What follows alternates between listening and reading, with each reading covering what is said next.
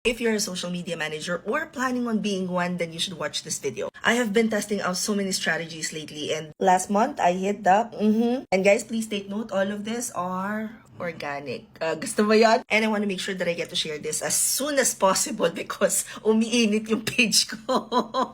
I know for a fact na kung magaling kang SMM, alam mo na kailangan yung post would be able to trigger emotions. And lately, ang goal ko talaga is makapaggawa ng isang complete guide, as in kompletong guide, kung paano nga ba magsimula mag-work from home. Ngayon, meron na tayong post doon kung paano nga bang magsimula. May post na tayo sa magandang platforms mag-apply. May post na tayo kung saan magandang VA agencies. And lahat ng ambag, lahat ng feedback doon, tunay na tao. Nag-share sila ng kanilang experience. However, pagdating sa computer kasi, sabi ko parang boring naman na, ano tayo, Windows versus laptop, ganun na lang lagi. And so I tried something new. And naging social experiment ko na rin siya just to see how people would react to it. But before I show it to you, I want to phrase this video by simply saying, naka-MacBook po ako. Kung matagal ko na kayong follower, alam na alam niyo. Number 1, hindi ako magaling sa computer. Marunong lang akong gumamit. Number 2, hindi lahat ng post ko dapat siniseryoso. Yung iba doon, brain fart lang. But brain fart with a heart. But for the purpose of experimenting, I posted this.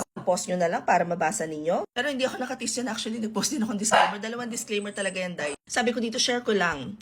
Using MacBook as a status symbol in freelancing is so overrated. Yung palang tataas na yung kilay ng mga diba? But, meron pang follow-up. I-trigger pa natin yung audience.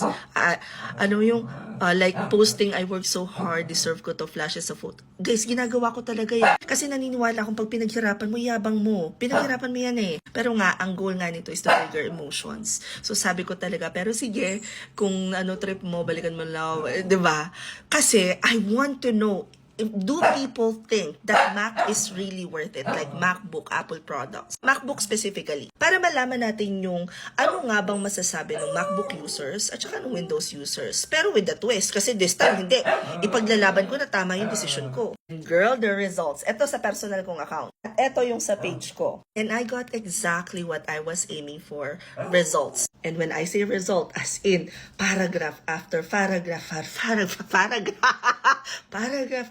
B, ang dami dyan. Meron pa sa personal account ko and meron pa talaga nag-attack sa akin. My God. Meron pa nag-comment sa personal account ko. Sabi niya, let people be. Pero sabi ko nga sa kanya, I super appreciate everyone. Kasi mapapansin mo doon, meron talagang talakayan na hindi, Windows mas maganda kasi ganito. Pagkatapos sasagot yung mga naka-Apple products. Apple products because blah blah blah, meron pa talagang sobrang detail. So ngayon, kapag pumunta yung audience ko dun sa post na yon, magkakaroon na sila ngayon ng mas magandang idea kung ano nga ba yung kailangan talaga nila para sa role na papasukin nila bilang freelancer. Ang maganda neto, nagkaroon ng labanan ng matatalino sa specs without me exerting so much effort kung hindi mag-trigger lang ako ng emotions. And that's when I realized, yung comment section pa lang nung post ko na yon, kung ikaw ay content creator about freelancing at may gusto kang gawing content tungkol sa specs ng computer, girl, pwede kang mag-nitpick talaga ng isang comment doon. Tapos i-explain mo yung side mo. So again, if you're a social media manager, hindi nyo pa nagagawa to para sa sarili nyong account or para sa mga clients nyo, I highly recommend you do it. At dahil pinanood nyo tong video na to hanggang dito, just a heads up guys, last and final call, our social media management and marketing class for next weekend. Malapit nang mag-close because